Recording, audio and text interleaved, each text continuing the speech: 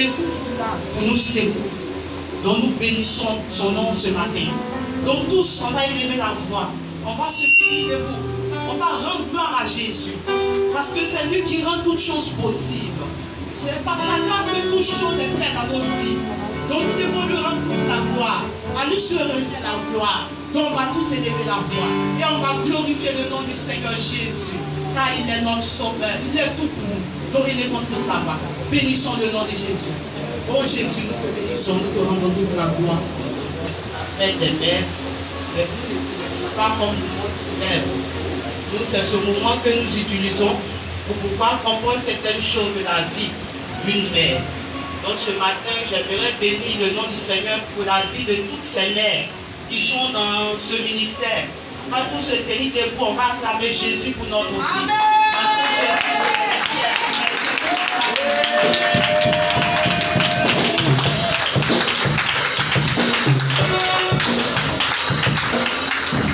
Je vais aussi bénir le nom du Seigneur pour la vie de nos papas qui sont au milieu de nous ici, les pères. Je vais bénir le nom du Seigneur pour votre vie. Je bénis aussi le nom du Seigneur pour la jeunesse.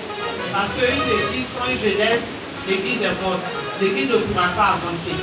Donc je bénis le nom de la vie de la jeunesse. Je bénis aussi le nom du Seigneur pour la vie de nos pasteurs. Je vais commencer par notre pasteur principal, le prophète Job. Je bénis le nom du Seigneur pour sa vie.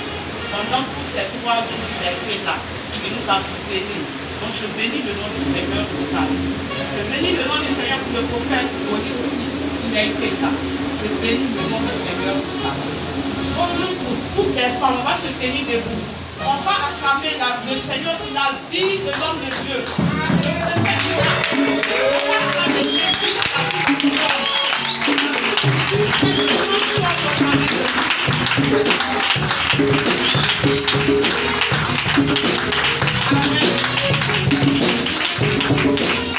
La Bible dit d'honorer ses serviteurs. Le temps que Dieu il a honoré. Parce qu'aujourd'hui, nous enseigne des choses pour nous emmener au paradis. Pas des choses pour nous faire plaisir. Pas des choses pour que nous puissions avoir la gloire. Non, mais il nous enseigne pour qu'on ait le royaume des cieux. C'est ce qui est important. Pas des choses terrestres. Les choses terrestres, là, ça va passer. Mais le royaume des cieux, là, c'est ça qui est important. Donc on est dans le monde. Mais nous devons faire tout possible pour bénéficier du royaume des cieux. On ne va pas souffrir ici et puis aller souffrir en haut là-bas encore. Et le Seigneur l'a utilisé beaucoup dans notre vie. Donc je bénis le nom du Seigneur pour sa vie, pour l'œuvre à laquelle le Seigneur l'a appelé, que le Seigneur l'a le moins davantage encore, pour que son nom il parte, annoncer l'évangile jusqu'aux extrémités de la terre. Alléluia. Amen. Donc je disais qu'aujourd'hui c'est la fête des femmes, mais nous fêtons la femme d'autre manière. C'est ce moment qu'on utilise pour comprendre certaines choses, pour changer certaines choses dans nos habitudes. Donc ce matin, on va continuer la suite de notre programme. On a eu 3 jours de séminaire. Je vais un peu rappeler que le thème central, c'était la femme des dieux, tiré dans Proverbe 31, à partir du verset 10. On a lu ce passage-là. Et le premier jour, on a traité le rôle de la femme dans le foyer. Le deuxième jour, ceux qui n'étaient pas là, je me rappelle, le deuxième jour, on a traité le rôle de la femme dans l'église.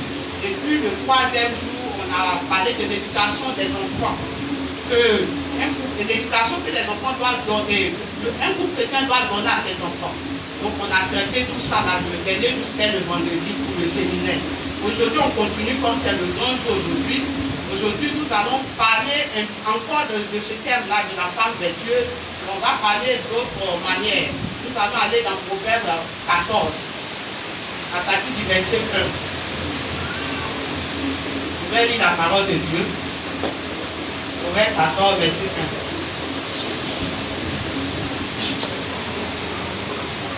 1. Alléluia. Ici, la fin, Proverbe 14 dit, la femme sage bâtit sa maison et la femme insensée la renverse de ses propres mains. Alléluia. C'est ce passage qu'on va essayer de comprendre ce matin. Parce que nous sommes tous concernés. Lorsque je parle, moi-même, je suis concerné. Ce n'est pas à vous seulement que je parle. Parce que la parole de Dieu, là, c'est une épée à 2 tranchants. Quand ça vous coupe, ça me coupe aussi. C'est par rapport à ça que je parle. Donc ce matin, on va parler de la femme sale qui bâtit sa maison et de la femme insensée qui la renverse de ses propres mains. Ce passage est tiré dans Proverbes. Proverbes, nous savons tous ici que c'est Salomon qui a écrit le livre de Proverbes. Nous allons aller un peu dans la vie de vie de Salomon.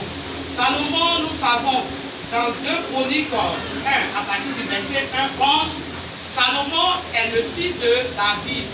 David a voulu construire le temple de Dieu, mais le Seigneur lui a dit qu'il était un homme de sang, donc il ne pouvait pas construire le temple. Et il a permis que son fils Salomon puisse construire le temple. Salomon, lorsqu'il a fini de construire le temple, il a demandé 2 choses à Dieu, la sagesse et l'intelligence. C'est ce qu'il a demandé à Dieu. Il n'a pas demandé autre chose. Mais le Seigneur a dit, comme tu m'as demandé ces 2 choses seulement, je vais t'apporter encore la richesse, la grandeur. Jusqu'à présent, il n'y a pas un roi ou bien quelqu'un qui a dépassé la richesse de Salomon. En même temps que Salomon, il a été béni comme ça, il a été sage, mais Salomon aussi va connaître des erreurs. L'erreur qu'il a commise dans sa vie, c'est de prendre beaucoup de femmes. C'est de prendre beaucoup de femmes. Vous comprenez? C'est de prendre beaucoup de femmes.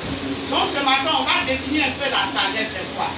Quand je prends le dictionnaire, on dit modération et prudence dans la conduite. Bon, c'est une philosophie. Ça, c'est selon le dictionnaire. C'est ce qu'eux expliquent. Parce qu'on a vu qu'il y a eu beaucoup de personnes, de philosophes, qui étaient des sages. Quand on voit des gens comme des Platon, dans l'ancien temps, ils étaient des sages. Nous qui avons fait un peu de philosophie à l'école, on connaît qui est Platon. En philosophie, on parle d'eux. Et c'était des sages du monde. Et c'était un grec. Les Grecs étaient les plus sages à l'époque là. C'était les sages du monde. Mais la sagesse selon le plan de Dieu, selon Dieu, ce que j'ai trouvé dans mes recherches, dit la sagesse, l'expression du bon sens humain, est aussi un don de Dieu. Elle implique la crainte de l'Éternel et l'obéissance à ses commandements. Vous comprenez, nous, la sagesse que Dieu nous donne, c'est d'obéir, d'avoir la crainte de Dieu. Quand quelqu'un obéit au commandement du Seigneur, il a la crainte de Dieu, il devient sage devant le Seigneur. Parce que si tu crains l'Éternel, tu as son esprit en toi. Tu le crains, tu as son esprit en toi. Et c'est son esprit-là qui te donne la sagesse. C'est pour cela qu'on dit dans Corinthiens que si je vis, ce n'est plus moi qui vis, c'est Christ qui vit en moi.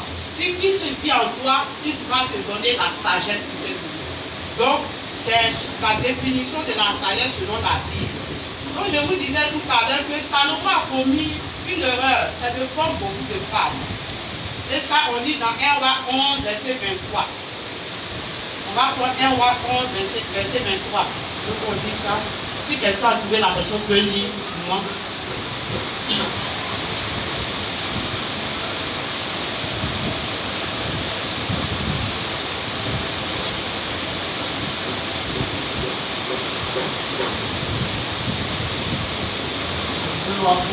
Verset 23.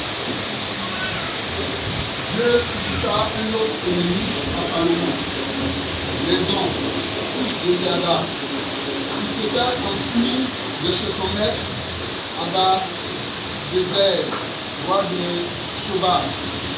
Verset 24. Il avait rassemblé des gens étrangers, toute la femme de Pharaon, des Moabites. Le roi Salomon aima beaucoup de femmes étrangères. Toute la femme de Pharaon. Excusez-moi, toute la fille de Pharaon. Des Moabites, des Ammonites, des Édomites, des Sidoniennes, des Étiennes. Au verset 2, appartenant aux nations dont l'Éternel avait dit aux enfants d'Israël, vous n'irez point chez elles, et elles ne viendront point chez vous. Elles tourneraient certainement vos cœurs du côté de leur Dieu. Se fit à ces nations et s'attacha à Salomon, entraîné par l'amour. Il eut 700 princesses pour femmes et 300 concubines. Et ces femmes détournèrent son cœur. Alléluia. C'est ce passage que je cherchais, que nous avons trouvé dans le nom de Jésus. Donc il dit, il eut 700 princesses pour femmes et 300 concubines. et ses femmes détournaient son cœur. Vous voyez comment Salomon a commis l'erreur. Dieu a dit de ne pas prendre d'autres femmes. Il a beaucoup parlé des femmes. Quand tu lis dans Proverbe, tu lis dans Ecclésiaste, Cantique des Cantiques, il a beaucoup parlé des femmes parce qu'il connaît les femmes. Lui seul, il avait 1000 femmes. Ce n'est pas du jeu. Il avait 1000 femmes. 1000 femmes, ça veut dire combien de problèmes? 1000 problèmes à régler. Donc Salomon a vu que vraiment, parmi ces 1000 femmes-là, il y a d'autres qui étaient sages et il y a d'autres qui étaient insensées. Donc ce matin, on va parler un peu de la femme sage et de la femme insensée. Les deux mots, j'ai expliqué d'abord la sagesse, j'ai expliqué un peu sur le plan spirituel que nous, et je vais expliquer aussi l'insensé. Quand on parle de l'insensé, c'est une folie, c'est quelqu'un qui est fou. Quand on dit quelqu'un est insensé, c'est une personne qui est folle, qui fait des choses qui ne se font pas dans le bon sens. Nous-mêmes, nous parlons un peu des fous. Le fou, il peut s'arrêter là et puis se déshabiller. Il ne sait pas ce qu'il fait. Il peut lancer des cailloux sans même le savoir. Il mange dans les poubelles. C'est comme ça, Salomon nous traite. Des femmes insensées, des femmes qui ne sont pas obéissantes. Parce que tout à l'heure, on a expliqué un peu la sagesse parle de l'obéissance. Donc, c'est ce que Salomon dit. Donc, ce matin, on va voir un peu le cas de Ruth, une femme sage. Le cas de Ruth. Ruth a été une femme sage. Quand tu lis le livre de Ruth, ça parle. Nous connaissons un peu l'histoire de Ruth. Nous savons ce que Ruth a fait. Après la mort de son mari, Ruth pouvait partir. C'est-à-dire qu'il faut lire tout le livre de Ruth, tu vas bien comprendre ce que la parole de Dieu dit. Ruth pouvait partir, j'explique un peu. Mais après, prenez le livre de Ruth et puis lisez un peu. Comment Ruth est rentrée dans la destinée. Comment Ruth était d'une nation païenne. Elle était moabite. Cette femme-là, elle était moabite. Mais elle a fait tout possible pour rentrer dans le plan de Dieu. Les Moabites n'avaient pas cette permission de rentrer dans la présence du Seigneur. Mais Ruth, par sa sagesse que Dieu lui a donnée, elle est rentrée aussi.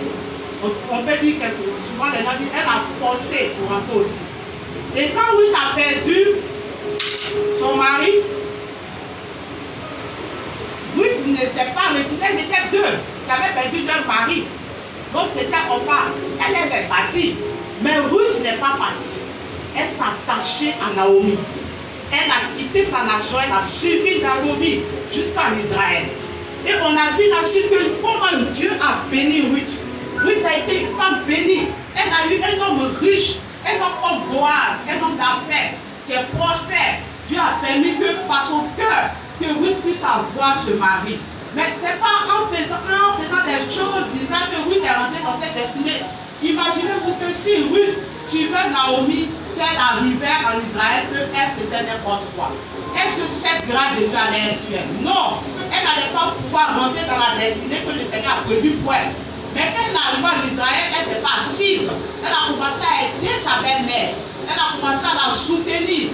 Naomi même qui avait honte de revenir. Elle est venue et dit non, ne m'appelez pas. Appelez-moi Mara. Mais Dieu a permis que la tête de Naomi soit relevée par Ruth. Parce que Dieu a béni Ruth par son obéissance et par sa soumission. Parce que si tu n'es pas soumise, tu ne peux pas faire l'acte que Ruth a posé. Tu ne peux pas. C'est parce qu'elle était soumise et elle avait un bon cœur qu'elle a pu suivre Naomi, qu'elle a pu rentrer dans la destinée de Dieu. Donc, c'est ce qu'une femme sage doit faire. Quand tu lis le Proverbe 31, ça parle des qualités des femmes, d'une femme sage. Ça explique ce que la femme sage doit faire dans son foyer, doit faire dans l'église, doit faire auprès de ses enfants. Parce que la femme sage là, ce n'est pas seulement à la maison. Quand tu es à la maison, que tu es sage, tu réussis à bâtir ta maison. Mais dans l'église aussi, tu réussis aussi à avancer dans l'œuvre du Seigneur. Et l'éducation que tu donnes à tes enfants sera une éducation selon le Seigneur. Parce que ton esprit n'est pas l'esprit du monde, mais c'est le Saint-Esprit qui habite en toi qui parle maintenant, qui te donne des directives, qui te dit fais ça, fais ça. Si le Saint-Esprit n'est pas là, tu n'es pas sage, tu vas être une femme insensée. Parce que ce n'est plus toi qui vas faire, mais c'est ta chair qui va parler. Et le Saint-Esprit sera très loin de toi et tu vas tout mélanger là-bas. Ça, c'est le cas de Ruth. On a vu aussi le cas d'Abigaël, le premier jour. J'ai parlé comme ça, j'ai dit Abigaël, c'était une femme aussi douce. Oui, Abigaël était une femme douce. Elle elle a sauvé sa maison à sa douceur. Par son humilité, elle a dit, devant David, a fait des présents, lui demander pardon. Mais Dieu a frappé son mari après parce qu'il était méchant. David a tout fait pour lui. Mais au moment où David va lui demander le service, son mari a refusé. Elle ne savait pas. David avait résolu d'aller combattre sa maison. Mais quand elle a appris, elle ne s'est pas assise. Vous dites que pourquoi là-bas, c'est vraiment méchant. Je dis, nous tous, on va mourir. On va mourir là-bas. Beaucoup d'entre nous ont fait ça. Quand on entend les oui, c'est bon, lui-même, il me fatigue ici. Donc aujourd'hui, là, s'ils veulent, on va venir tous nous tuer. Ça, c'est pas une femme sale. Mais Abigail, elle n'a pas fait ça. Elle est partie devant David. Et elle a demandé pardon. Elle a offert des présents à David. Et le cœur de David s'est apaisé. David s'est retiré. Il n'a pas touché à sa maison. Nous prenons aussi le cas de Sarah. Sarah, nous savons tous que c'est notre mère. C'est notre mère. Parce que Sarah était la femme d'Abraham. Sarah est notre mère. Vous comprenez? Donc Sarah a été une femme humble. Elle appelait Abraham mon Seigneur. Vous comprenez? Le premier jour, je vais vous expliquer un peu ce que veut dire Seigneur. Quand on dit Seigneur, c'est quelqu'un qui a droit de vie, qui a droit de mort sur toi. Un Seigneur, dans l'ancien temps, les rois qui étaient des seigneurs, ils étaient des seigneurs. Il peut s'asseoir et puis appeler quelqu'un qui dit tue-le devant nous, on le tue. Mais Sarah appelait son mari mon Seigneur. J'imagine un peu comme elle a, quand elle veut l'appeler mon Seigneur, peut-être même se met à terre pour lui dire. Parce qu'un Seigneur, là, c'est comme ça, on se met à terre comme ça pour le saluer. Tu ne peux pas venir saluer un Seigneur comme ça.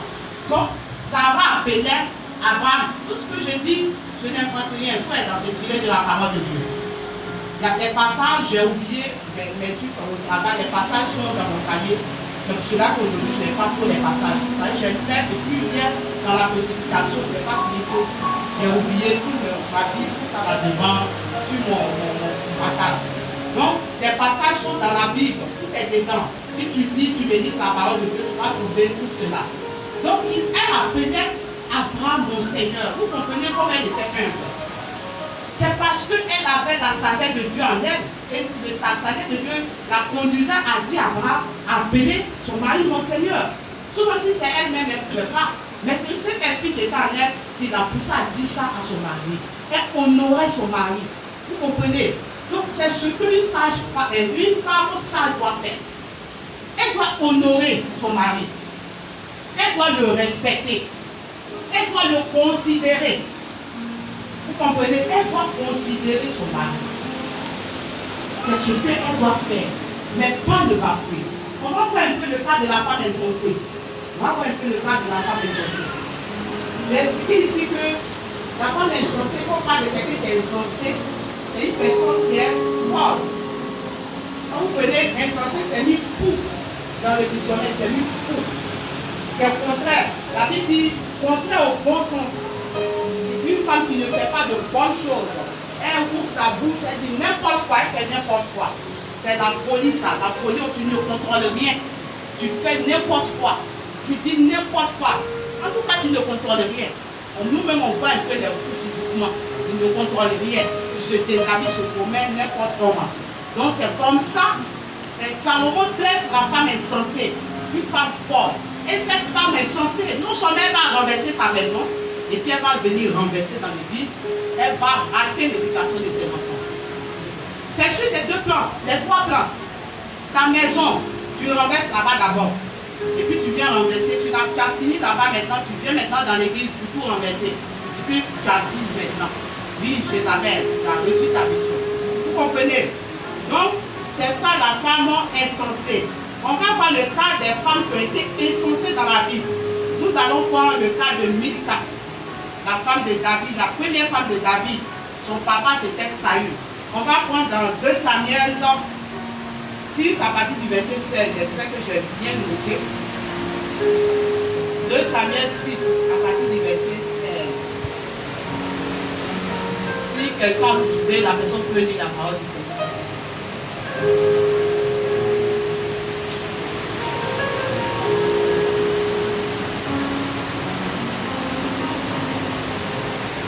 Verset 13. 2 Samuel. Non, 16. 2 Samuel. Oui, 2 Samuel. Verset 16.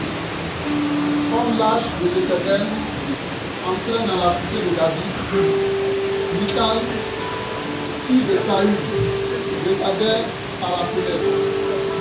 Et voyant le lancer devant l'Éternel, elle le mépousa dans son cœur. Amen. Vous comprenez ce qu'elle a fait. Maintenant, quand tu lis au verset 20, il faut lire le verset 20 aussi. David s'en retourna pour bénir sa maison. Et Michal, fille de Saül, sortit à sa rencontre. Elle dit, quel honneur aujourd'hui le roi d'Israël, de s'être découvert aux yeux des servantes et des serviteurs, comme se découvrirait un homme de rien. David répondit à Michal, c'est devant l'Éternel qui m'a choisi de référence à ton père et à toute sa maison pour m'établir chef sur le peuple de l'Éternel, sur Israël. C'est devant l'Éternel jusqu'à sa mort. Amen. Jusqu'au jour de sa mort. Jusqu'au jour de sa mort. Amen. Vous comprenez? Quand on voit dans la Bible des femmes qui ont été stériles, le Seigneur a permis qu'elles aient des enfants, mais cette femme-là, elle n'a pas eu enfant. Parce qu'elle était une femme insensée.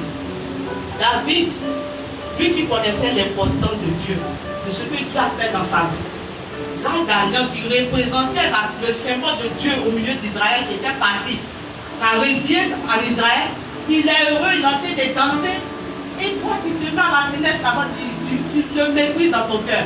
C'est-à-dire, qu'est-ce qu'il fait là, mon mari? Tu le méprises. Non seulement tu ne gardes pas ça dans ton cœur, mais tu viens devant lui pour parler. Vous comprenez? Ce n'est pas bon de mépriser son mari. Dans son cœur même, c'est pas bon. Ton mari a été fait d'œuvre de Dieu, il ne faut pas le mépriser. Même à la maison, même s'il te parle mal, il ne faut pas le mépriser dans ton cœur. Il est ton Seigneur. Ce que tu peux faire, prie pour lui. Ne lui manque pas de respect, c'est pas bon. Ce qu'elle n'a pas fait là, c'est pas bon. C'est de l'insubordination. Parce que la Bible dit quoi? L'homme est le chef de la femme. Donc si le chef en train de danser, si toi tu es là, tu as des pieds, tu ne veux pas danser, tu vas aller mépriser la personne. Pourquoi? Si tu ne veux pas faire, il ne faut pas gâter. Elle va le mépriser et puis elle va venir devant lui-même. S'arrêter gaillardement pour dire c'est quoi tu es en train de faire là. Toi tu es roi, tu es en train de danser devant les gens. C'est pas une honte ça. Devant Dieu, danser devant le Seigneur, le Dieu qui a arraché le trône de ton père pour donner à David. Il danse devant ce Dieu-là et puis tu vas dire ça. Mais David, sa réponse, moi j'ai aimé bien sa réponse.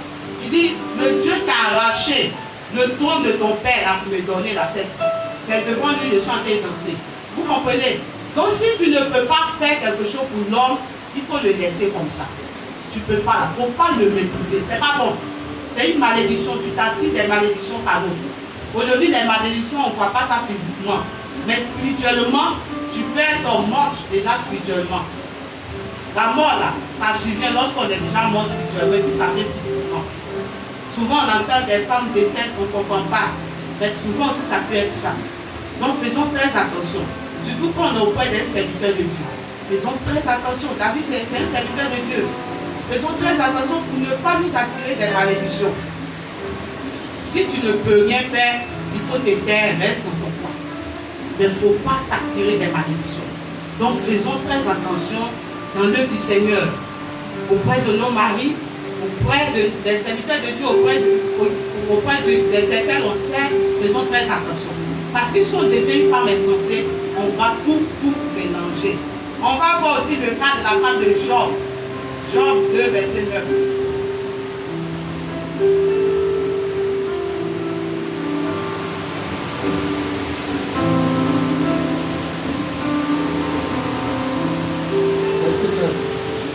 Sa femme lui dit, tu demeures ferme dans ton intégrité.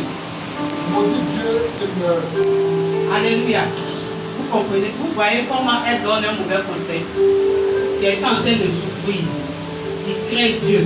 Et tu lui dis, maudit Dieu et tu meurs. Maudit Dieu et tu meurs. Ça c'est pour après te remarier. Parce que si tu l'as poussé à maudire Dieu, à s'éloigner du Seigneur, et puis il meurt, tu te remaries carrément. Il y a des femmes qui le font, qui tuent même leur mari.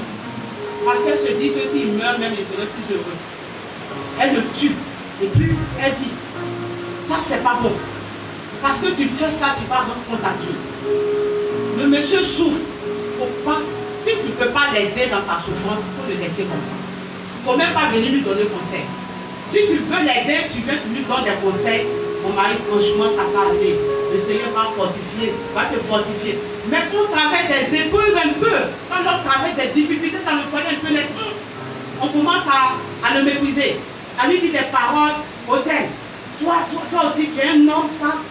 Hein? Tes camarades là, ils font ça, ils font ça. Mais ce n'est pas bon. Il ne faut pas vivre en fonction des autres. Vivre en fonction de ce que Dieu a prévu pour toi. Il faut être une femme qui se contente de ce que Dieu lui donne. Vous comprenez? Il faut être une femme qui se contente de ce que Dieu lui donne. Il ne faut pas être une femme envieuse qui donne de mauvais conseils à son mari. Maudit Dieu et tu meurs. Vous voyez comment c'est grave. Il est en train de souffrir, genre il souffre. Il est là, il souffre. Et tu lui dis, maudit Dieu et tu meurs. Moi, c'est un exemple que je vous donne. Il y a une de mes tantes qui est femme. Demain là, s'il y a quelque chose là, il faut pas que traiter au village. C'est ça, souvent on voit dans les villages, quand on s'en va enterrer, le monsieur, les parents, les copains ne veulent pas, les parents passer par là. Souvent même là, on veut blesser tout le monde. Ça dépend. C'est vrai que l'esprit humain travaille aussi, mais souvent aussi, nous les femmes aussi, on n'a pas de responsabilité dans ce qui s'est passé. Donc faisons très attention dans tout ce que nous faisons. Parce que si nous n'utilisons pas la sagesse pour bâtir notre maison, on va tout mélanger. On va tout mélanger. Donc on aura les yeux que pour pleurer. Vous comprenez? Donc on dit aussi dans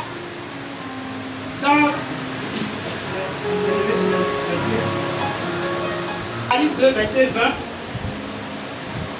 Quand l'ange du Seigneur s'est révélé à Jean, Jean c'est le dernier apôtre à mourir. Le dernier apôtre à mourir.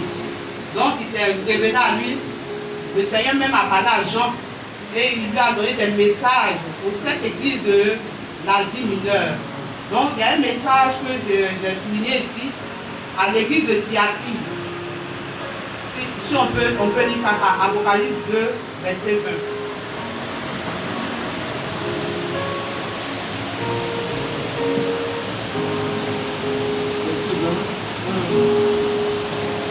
Mais ce que j'ai pour toi, c'est que tu laisses la femme Jézabel, qui se dit prophétesse, enseigner et séduire mes serviteurs, pour qu'ils se livrent à l'impudicité et qu'ils mangent des viandes sacrifiées aux idoles. Alléluia. Vous voyez, à l'église de Thyatire, il y avait une femme là-bas qui était une Jézabel. Jusqu'à Dieu même, le Seigneur même va se révéler à Jean pour parler à l'église de Thyatire. Vous voyez que, il dit que tu laisses la femme Jézabel, qui se dit prophétesse, enseigner dans l'église. Et aujourd'hui, il y a beaucoup de femmes Jézabel dans les églises. Elles se disent des prophétesses, mais elles sont au fait des Jézabel. Parce que déjà même leur maison là, si elle est Jézabel dans l'église, c'est qu'à la maison même on ne peut même pas l'attraper. Et devant la main c'est grave. C'est grave. Devant Dieu même elle peut se jouer à la Jézabel. C'est qu'à la maison son mari est mort. Il est mort comme les gens me disent dans le film. Et... Alléluia.